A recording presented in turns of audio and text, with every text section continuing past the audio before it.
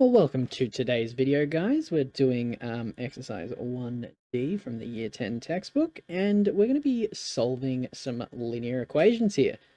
So, before we get into how to actually do this chapter, I just want to go through the concept of what I like to call reverse BODMAS. So, say we had the equation x plus 7 equals 10.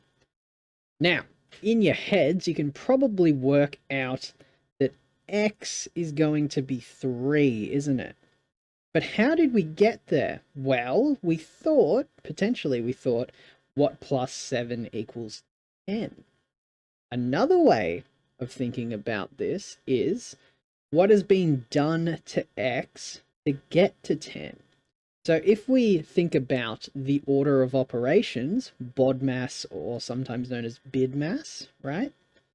Well, what does that stand for? That stands for brackets, indices, division, multiplication, addition, and subtraction, right?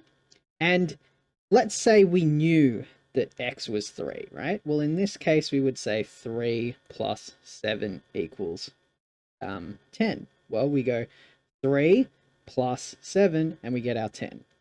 Now, in order to get to that 10, we followed the order of operations. We went this way, didn't we? But say we want to undo the order of operations, well, we have to do it backwards. And that's what algebra is. Algebra is a puzzle where you just do BODMAS backwards, or reverse BODMAS. So, when we're doing algebra, what we're going to do is, of course, do it backwards. And we're going to start off with any addition or subtraction, because they are basically two sides of the same coin. Then we move on to multiplication, division, and finally we do our brackets and indices. So what I'll get you to do now is just draw this little diagram up in the corner of your page so that you've got it there for reference. All right, and now let's get into it. So, starting with question 1AI to begin with, guys, we have 3x plus 4 equals 13. Okay, now using our reverse BODMAS skills and our little diagram up here, we've got to ask ourselves the question, do we have any addition or subtraction within this question? And we do. We've got a plus 4. So how do we get rid of a plus 4? Well, we do the opposite and we minus 4. And so then that is going to give us 3x equals, well, 13 minus 4 is going to be 9. And then, well, 3x is the same as 3 times x. So if we divide, the opposite of a times, divide by 3, we're going to get x equals 9 divided by 3 is 3. And that is the answer for that one. Moving on to B1 now. Think what I'm thinking, B1, right? So we've got 2 bracket 2x plus 3 bracket equals 2x.